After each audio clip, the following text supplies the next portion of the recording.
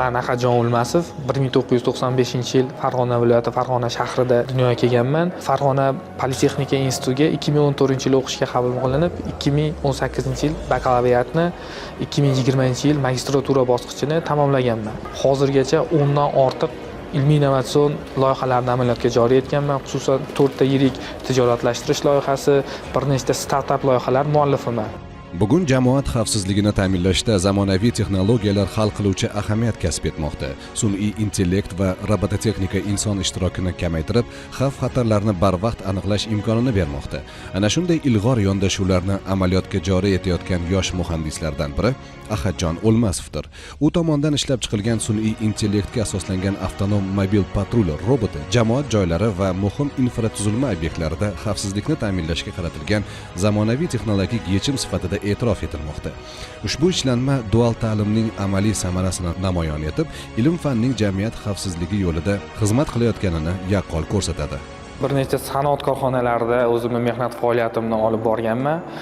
U yerda shunaqa ediki, biror bir texnologik jarayondagi biror bir qismini buzilishi natijasida biz uni doim almashtirardik. Shunda buzilgani uchun emas, ko'proq tushunmagani uchun almashtirishni tushunib yetganman. Shunda hayotimdagi tub burilish shu nuqtada yuz bergan. Ya'ni men almashtirishni emas, tushunishni tanlaganman va shu orqali ilm-fanga qiziqishim ortgan. Meni bu darajaga olib kelgan eng katta turtki shu ediki, nima uchun buni o'zimiz qila olmaymiz degan haqiqiy hayotiy savolni doim o'zimga berib yashaganman. Shu orqali ilm-fanga, innovatsiyaga qiziqishim ortgan. Fan va texnikani shunchaki fan sifatida emas, mamlakat taqdirini o'z qo'liga olish vositasi sifatida qaray boshlaganman.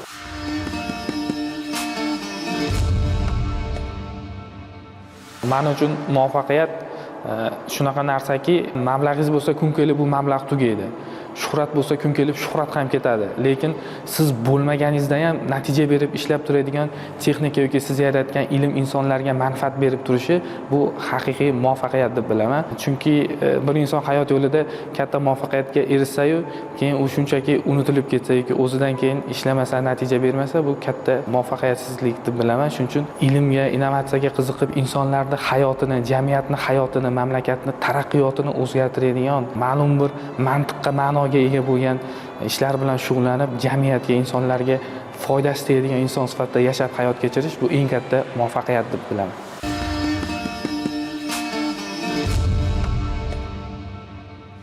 Mening doktoranturadagi ilmiy faoliyatim raqamli dastur bilan boshqariladigan murakkab detallarga ishlov berishda aniqligini oshirish metodologiyalarini ishlab chiqish bo'yicha o'zimning ilmiy dissertatsiyamni olib bormoqdaman. Bu nima degani? Bu detallarga ishlov berish jarayonida hosil bo'ladigan xatoliklar biz odatda detal hosil bo'lgandan keyin uni o'lchab aniqlaymiz. Men ustida ish olib bo'layotgan metodologiyada sensorlar, maxsus metodlar orqali, maxsus algoritmlar orqali xatolik paydo bo'layotgan jarayonda xatolikni aniqlash hamda shu xatoliklarni korreksirovka qilish imkoniyatiga ega bo'lgan dastur ustida ish olib boryapman. Bu bilan shunchaki bitta detalni aniqligini emas, butun boshli sanoatni aniqligini oshirishni o'z oldimga maqsad qilib qo'yganman. Bu borada hozir o'zimizning jamoamiz menga katta yordam beryapti. Kafedra professor o'qituvchilari, ustozlarimiz bilan birgalikda shu yerda barcha texnologik imkoniyatlarimiz bor. Ulardan foydalanib ilmiy innovatsion ishlanmalarimizni, eksperimental tadqiqotlarimizni shu yerda olib borib, o'zimni dastlabki natijalarimga erishganman. Hozir sanoat korxonalari bilan birgalikda uni tatbiq qilish jarayoniga o'tganmiz hozir. Ilmiy ishlanmalarimizni sanoat korxonalaridagi aniq mavjud muammolar asosida amaliyotga joriy etishni biz o'z oldimizga maqsad qilib qo'yamiz. Ishlanma shunchaki abstrakt emas, aniq bir maqsadga yo'naltirilgan bo'lib, viloyatimizdagi, respublikamizdagi sanoat korxonalarida muammolarini yechishga va uni eksport salohiyatini, raqobatbardoshligini ta'minlashga qaratilgan ilmiy ishlanmalar bilan shug'ullanamiz. Oxirgi paytda shunaqa hayotiy formulamiz bor. Tarmoq korxona oliygoh asosida biz muammolarni jamlab olamiz va xarajat tadqiqot mahsulot formulasi asosida yangi ilmiy innovatsion mahsulotlarni yaratish bilan shug'ullanamiz.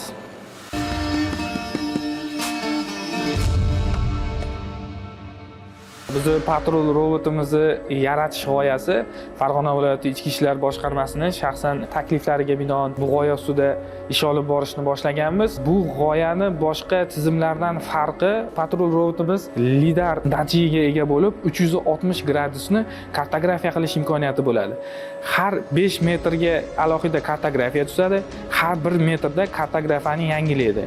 Bundan tashqari 4-6 gektar masofani doimiy nazorat qilib qo'riqlash imkoniyatiga ega, 20 km/soat tezlik bilan harakatlanish imkoniyati bor.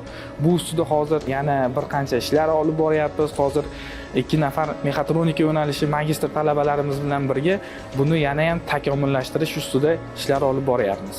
Robotimiz real hayotda Farg'ona davlat texnika universitetida hamda Farg'ona viloyati ichki ishlar boshqarmasining mas'ul xodimlari bilan birgalikda dastlabki eksperimental tadqiqotlarimiz, sinovlarimiz o'tkazganmiz. Biz robotimiz jinoyatchilikni oldini olishda birinchi psixologik jarayonni yoki hududni qo'riqlanayotgani jamiyatdagi odamlar bevosita kuzatish imkoniyati bo'ladi.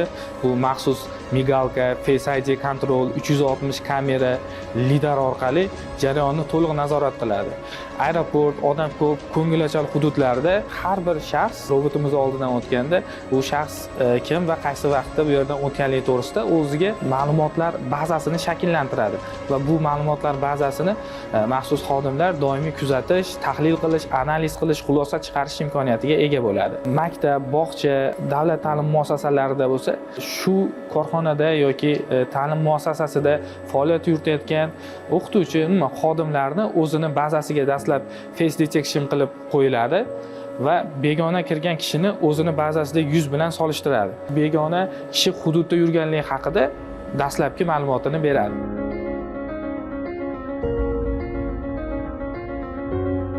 Bu loyihamizdagi eng katta texnik muammo shu bo'lganki, bungacha bo'lgan kamera yoki sensorlar orqali kim bor degan savolga javob topilgan bo'lsa, bu uskunamiz, ya'ni aqlli patrul robotimiz orqali nima bo'lyapti degan savolga javob topishimizga to'g'ri keldi. Bizga shunaqa shart qo'yilgan, ya'ni kechasi 2 da bir omborda oldida turgan kishi xavfmi yoki xavf emasmi?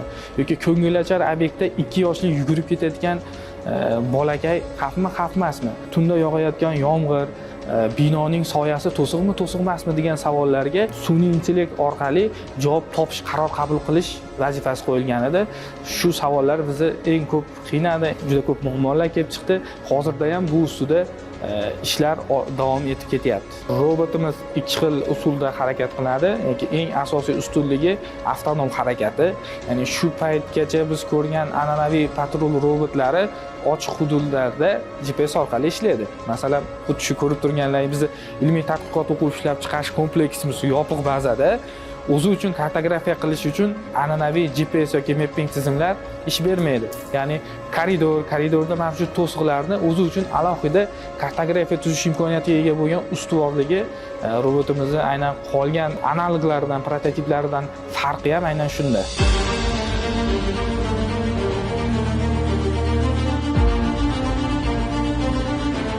Ushbu aqlli patrul robotimizning keyingi versiyasi biz magistr talabalarimiz bilan birga ishlanmani davom ettiryapmiz. 360 kamera, face detection, face ID. Bundan tashqari biz havodagi chang miqdorini aniqlash datchigini qo'shyapmiz. Zararli gazlarni, metan, butan, propan, portlovchi xavfli gazlarni aniqlash datchigini qo'shamiz. Bundan tashqari robotimizga alkotesterni ham qo'shishni maqsad qilganmiz. Hozir shu ustida ishlar olib boryapmiz.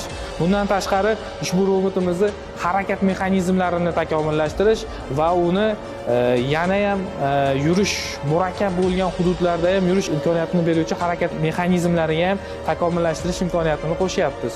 Bundan tashqari bunaqa robotlar keyinchalik shahar viloyatlarda bir nechtasi qo'llanilishini inobatga olib, ushbu robotlar bir-biri bilan bevosita aloqa qilish, ma'lumot almashish, jarayondagi real monitoringlarni bir-biriga uzatish imkoniyatini ham ko'rib chiqamiz.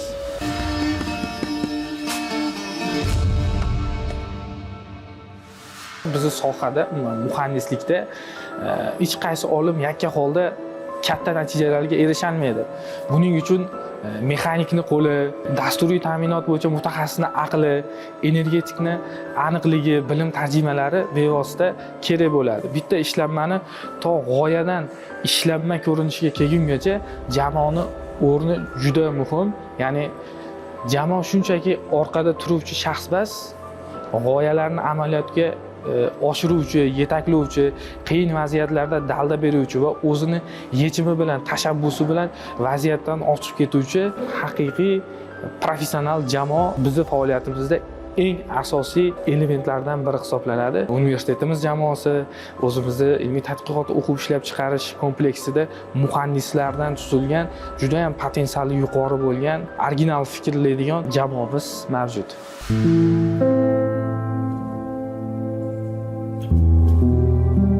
Talabalarni innovatsion faoliyatga jalb qilishda innovatsiya o'zi qo'rquvda emas, ishonchda yaratuvchanlik yuzaga keladi. Ularga ma'lum bir kichik muammoni berish va bu muammo ustida o'zlarini kichik tadqiqotlarini, tahlillarini, takliflarini ishlab chiqishlari va shu ishlab chiqqan detalmi, qanaqa ishlanmasi bo'lsa, uni ishlashini yoki IT yo'nalishi bo'yicha bu kodingni ishlashini ko'rganda talabada o'ziga bo'lgan men buni qila olaman degan ishonch paydo bo'ladi.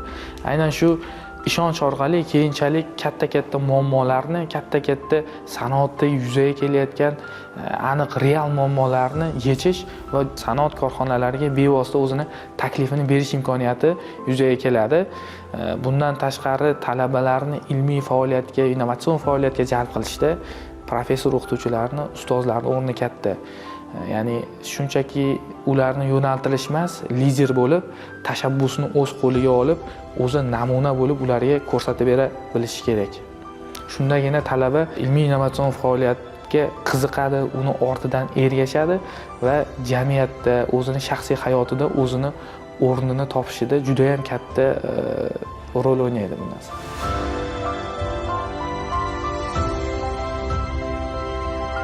Bizning bir nechta loyihalarimiz, bir nechta startaplarimiz bor. Barchasini albatta eng oliy maqsadimiz xalqaro bozorga chiqarish va mamlakatni xalqaro statusini yanada ham ko'tarishni o'z oldimizga maqsad qilib qo'yganmiz. Chunki biror bir ishlanma, biror bir texnologiya ma'lum bir hududda ishladimi, nima uchun u boshqa hududda yoki boshqa davlatda ishlatilmasligi kerak? Agar u texnologiya yaxshi bo'lsa, tijoratlashtirish darajasi baland bo'lsa, o'zi u ishlanma yoki texnologiya chegara tanlamaydi, bozor tanlamaydi. Barcha xorijiy davlatlarni yoki boshqa hududlarda ham qo'llash imkoniyati bo'ladi. O'zi bizning jamoamizda ham bizning oliy o'sha maqsadimiz bor. Eng arzon, eksportbop, ilmiy innovatsion fundamentga tayangan, yuqori aql, bilim texnologiyalarini talab qiladigan ilmiy ishlanmalarni mana shu ilmiy tadqiqot o'qib ishlab chiqarishimizda kompleksda tashkil qilish va uni tadbirkorlik subyektlarida shu ishlanmalarni yaratish imkoniyatini mavjudligini ularga isbotlab berishni o'zimiz oldimizga maqsad qilib qo'yganmiz.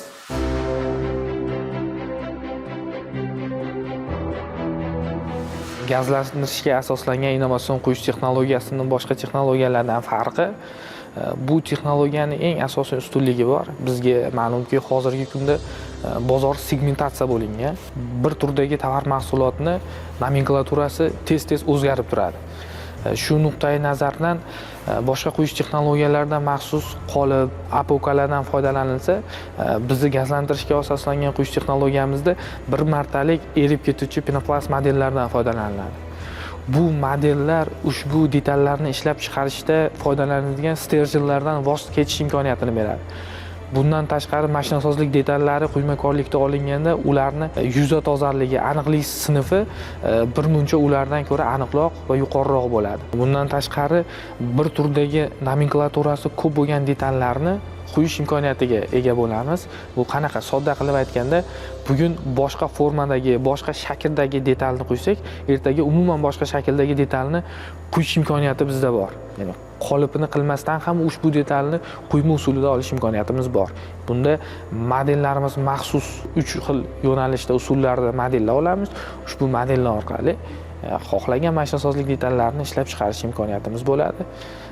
Va u oldingi texnologiyadan vaqt nuqtai nazaridan, energiya nuqtai nazaridan, samaradorlik va ishchi kuchi nuqtai nazaridan bir muncha afzal hisoblanadi.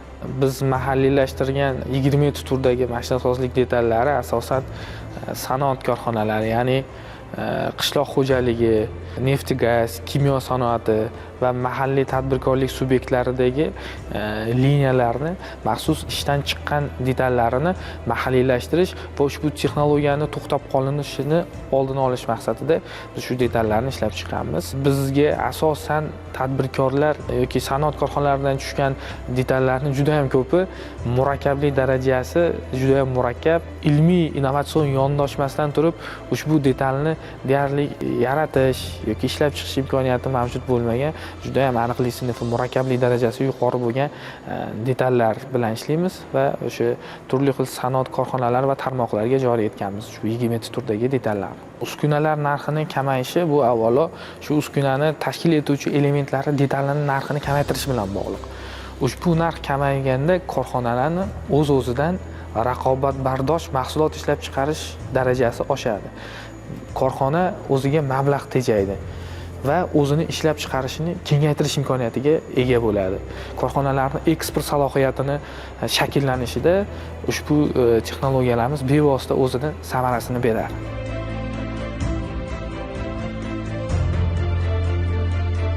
Biz yasagan raqamli dastur bilan boshqariladigan dastgoh va jihozlarning eng asosiy afzalligi birinchidan mahalliy mahsulotlardan foydalanilganligi, ikkinchidan ularni yasashda mutaxassislar o'zimizga jalb qilinganligi, bu keyinchalik bu dastgoh va jihozlarni ta'mirlash, ularni o'rnatish, ishdan chiqqan qismlarni yana qayta tuzatish imkoniyatini beradi. Biz asosan dastgoh va jihozlarimizni metal qismlarini to'liq o'zimizda qila olamiz. Faqat elektronika qismi va maxsus motor qismlarini import qilib olib kelamiz. Qolgan qismlarni o'zimizda qilganimiz hisobimizga dastgoh va jihozlarni tannarxidan yutganmiz. Bundan tashqari uni unumdorligi va bu dastgoh va jihozdan foydalaniladigan sanoat korxonalarida mutaxassis yo'q bo'lsa, bu mutaxassisni shu yerda o'zida o'qitish, undan foydalanish bilim malakasini berish imkoniyatimiz bor. Bizga sir emaski, bunaqa katta loyihalarda dastgoh va jihozlar import sifatida sotib olinganda, loyihani yoki jihozni taxminan 10% koeffitsient qismi aynan shu dastgoh jihozni kelib o'rnatish, mutaxassislarni o'qitib, bu dastgohdan foydalanish bilimini, ko'nikmasini shakllantirishga ketib qoladi. Bu tadbirkorlik subyekti uchun o'z-o'zidan tannarxni oshishiga olib kelib, uni raqobatbardoshligi va boshqa mezonlariga salbiy ta'sirini ko'rsatadi. Shu nuqtai nazardan o'zimizning jamoamiz bilan birga shu narsalarni ishlab chiqarishga bevosita joriy qilganmiz. Hozirgi kungacha 10 dan ortiq sanoat korxonasiga o'sha ularda yo'q dastgoh jihozlarni moslashtirib o'lchamlarigacha qilish imkoniyatimiz bor va buni qilganmiz. Bundan tashqari chet eldan import sifatida dastgoh va jihoz sotib olsangiz, aslida dastgoh va jihoz sotib olinmaydi, dastgoh va jihoz sizni sotib oladi. Qanaqa? U dastgoh ertaga ekspluatatsiyasi, buzilishi va bunga texnik ta'mir ko'rsatishi yana mutaxassis jalb qilishga, yana qo'shimcha sarf xarajatga taqalib qoladi. Chunki hozirgi kunda dunyoda har 5 yilda fan va texnologiya, har 3 yilda texnika texnologiyani yangi avlodlari kashf qilinadi. Har 2 yilda dastgoh jihozlarni dasturiy ta'minoti butunlay yangi ko'rinishga o'tadi. O'z-o'zidan taxminan 5-7 yil ichida har qanday dastgoh va jihoz o'zini ma'naviy eskirishiga uchraydi. Mana bunaqa jarayonda o'zimizda mana bunaqa narsalarni mahalliylashtirish, xalqaro maydonga olib chiqsa bo'ladigan darajada takomillashtirib olib chiqish bugungi kunda kechiktirib bo'lmaydigan, mamlakatning texnologik suverenitetini yanada mustahkam ta'minlaydigan eng asosiy mezonlardan biri hisoblanadi.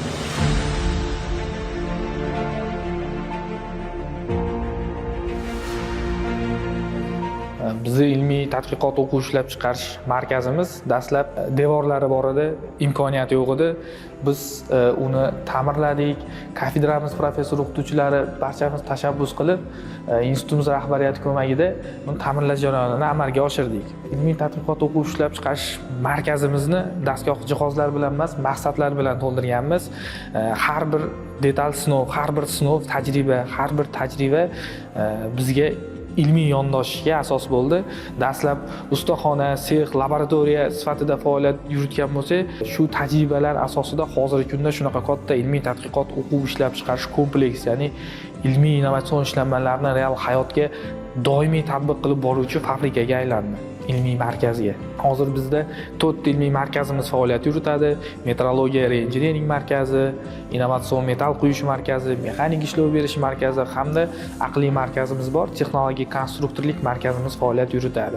Bu markazlar bir-biriga shunday uzviy bog'langanki, ya'ni sanoat korxonasidagi tadbirkormi, yirik sanoat korxonalarimi mahalliylashtirmoqchi bo'lgan detali yoki g'oyasini g'oya shaklidan to tayyor detal metal mahsulot shakliga o'tgungacha bo'lgan barcha jarayonlarni uzviy bog'lab olganmiz.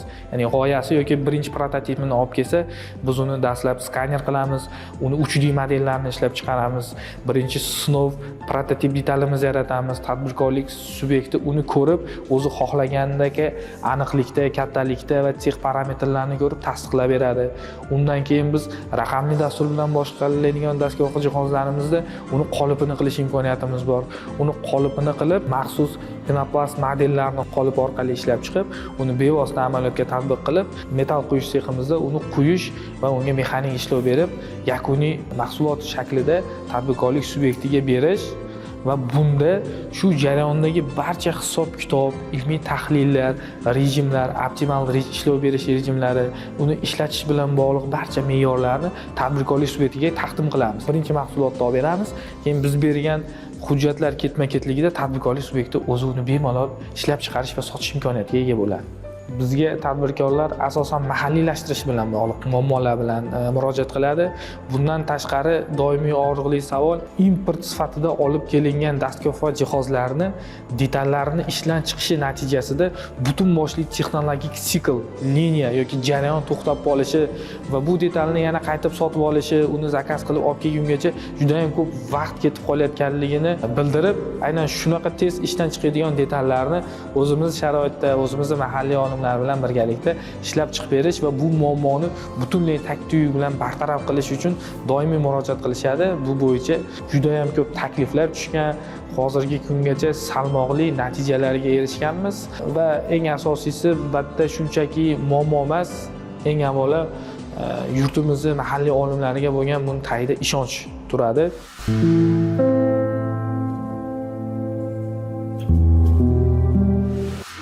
Innovatsion faoliyatda erishgan salmoqli natijalarimizni inobatga olib, innovatsion g'oyalar yetakchisi ko'krak nishoni bilan undan keyin fan ta'lim yo'nalishi bo'yicha Mardog'lon davlat mukofoti bilan taqdirlanganman. O'shunda zal to'la odam respublikani turli sohalarida yuqori natijalarga erishgan yoshlar, hukumat a'zolari oldida shu kungacha erishgan yutuqlar, amalga oshirilgan ishlar davlat rahbarining oldida o'qib eshittirildi. Va davlat rahbarining shaxsan o'zlaridan bu mukofotni qabul qilib olish bu o'zgacha tuyg'u, o'zgacha kechinma. Insonda shunaqa lahzalar bo'ladi, so'z bilan ifodalab bo'lmaydi. Butun umrga tatbiqlik kun bo'ladi. Men o'ylayman, bu davlat mukofoti shu kungacha qilingan ishlar uchun emas, bundan keyingi amalga oshiriladigan ishlar uchun berildi deb o'ylayman. Farg'onadagi bitta yosh olimga bo'lgan hukumatni ishonchi deb bilaman. Bu ishonchni oqlash uchun juda ham ko'p yoshlarni o'zimizni ortimizdan ergashtirishimiz va ilmiy innovatsion faoliyatga bevosita jalb qilishimizni kun tartibimizga asosiy vazifa deb belgilab olganmiz. Kelgandan keyin bayram qo'shaloq bo'lib, texnika fanlari falsafa doktorlik ilmiy darajasini olishga muvaffaq bo'ldim. 3 yillik samarali mehnatim yakunlandi va hozirda undan ruhlanib texnika fanlari doktorligi bo'yicha dissertatsiyamni boshlaganman. Hozirda 2-bosqich doktorant sifatida ilmiy tadqiqotimni olib bormoqdaman.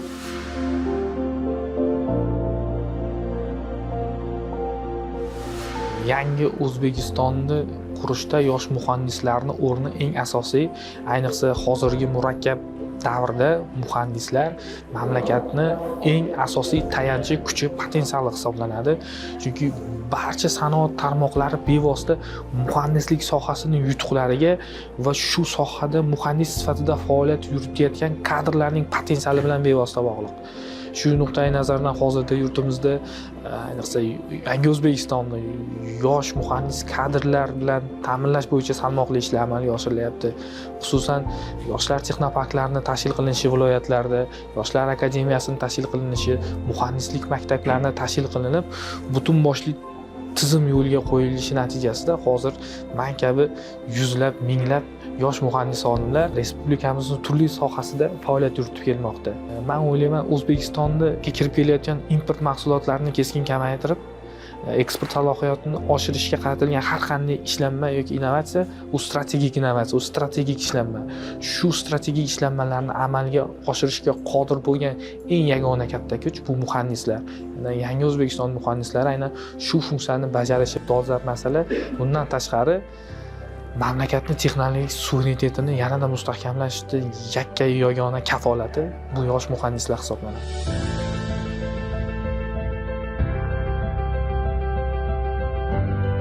O'zbekistonda aynan mashinasozlik, robototexnika bo'yicha qilinishi kerak bo'lgan juda ham ko'p ishlar bor. Dastlab hozir tamal toshlari qo'yilgan. Bu albatta asta-sekinlik bilan natijasini beradi. Ayniqsa mexatron modullari bilan ishlash, avtomatlashtirilgan boshqaruv tizimlari bilan ishlash qobiliyatiga ega bo'lgan muhandislar xalqimizni oddiy qatlamigacha ko'chib tushadi keyingi 10 yillikda. Chunki endi biz tushundik, odamlarimiz oddiy ishlar bilan band qilishmas, yuqori texnologik bilim talab qiladigan ishlar bilan band qilish bo'yicha hozir hukumatimiz katta salmoqli ishlarga amalga oshirishyapti. Chunki bunaqa katta korxonalar, katta yirik investitsion loyihalarda aynan xuddi shunaqa kadrlarga, xuddi shunaqa mexatron modullar, mashinasozlikka bo'lgan talab oshadi. Shu nuqtai nazardan bu bizni keyingi 10 yillikda ochiladigan juda ham katta imkoniyatlarimiz va iste'dodlarimiz aynan shu yo'nalishlarda ochiladi.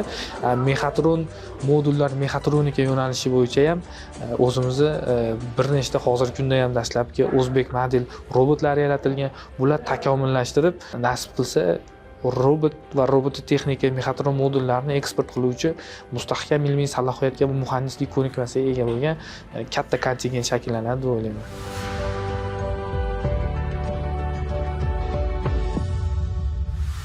Iste'dod har bir uyda, har bir xonadonda bor.